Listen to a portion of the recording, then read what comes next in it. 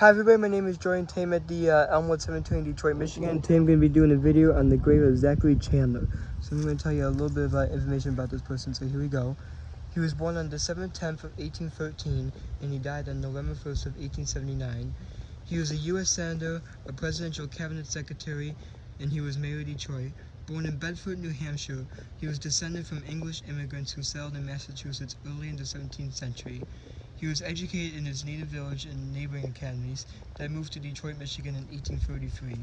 Successful in the dry goods business, he purchased real estate and in time amassed great wealth. By 1848, he had become active in politics, speaking locally on behalf of presidential candidate Zachariah Taylor. In 1851, a Whig, he won a term as mayor of Detroit and made a bid to the next year for the state's governorship. Despite an energetic race, he was defeated. From his early days a political liberal and ardent foe of slavery and states' rights, he became a charter member of Michigan's Republican Party, boosting his emancipationist image.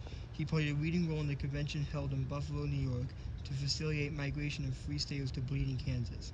He was also a delegate to the 1856 convention in Philadelphia, Pennsylvania, which produced the first Republican presidential candidate, John C. Fremont. He was elected as a Republican senator from Michigan to the United States Senate, serving from 1857 to 1875. In the Senate, he quickly rose to prominence in his party as a radical among radicals, a tough, blunt politician of sometimes excessive temperament. He was also idealistic and incorruptible, beyond the freedom and social advancement of blacks.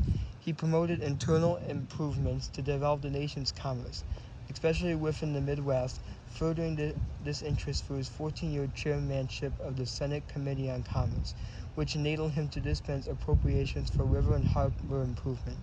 He also had a keen interest in military affairs, and when the Civil War began, stirred the martial spirit of his constituents to raise and equip state units. Late in 1861, he became a member of the Committee on the Conduct of the War, a radical Republican-oriented panel that held frequent inquiries into the military prosecution and the political orientation of the conflict.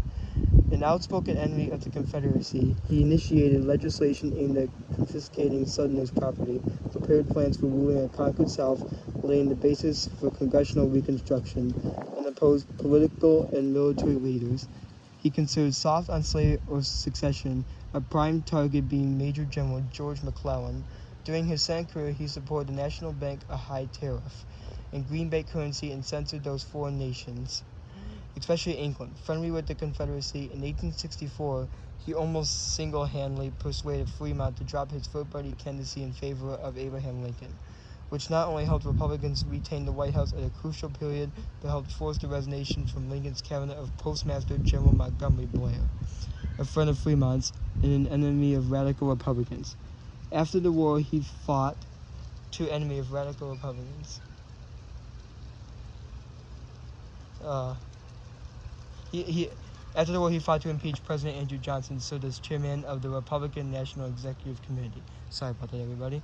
During the presidential campaigns of 1868 and 1876, in 1874, he was defeated for re-election to the Senate, but late the next year was appointed Secretary of the Interior by President Ulysses S. Grant.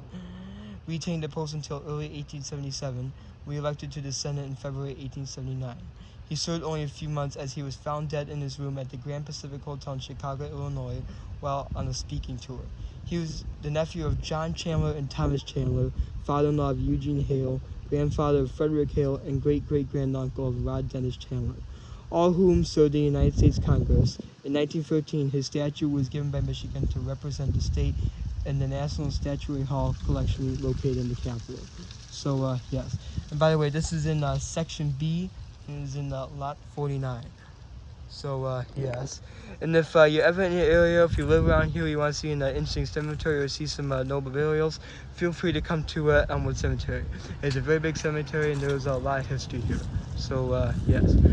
Well, everybody, I think that's going to be the end of this video. So until the next one, peace, love, and rock on. Alright, I will see you soon. Bye-bye.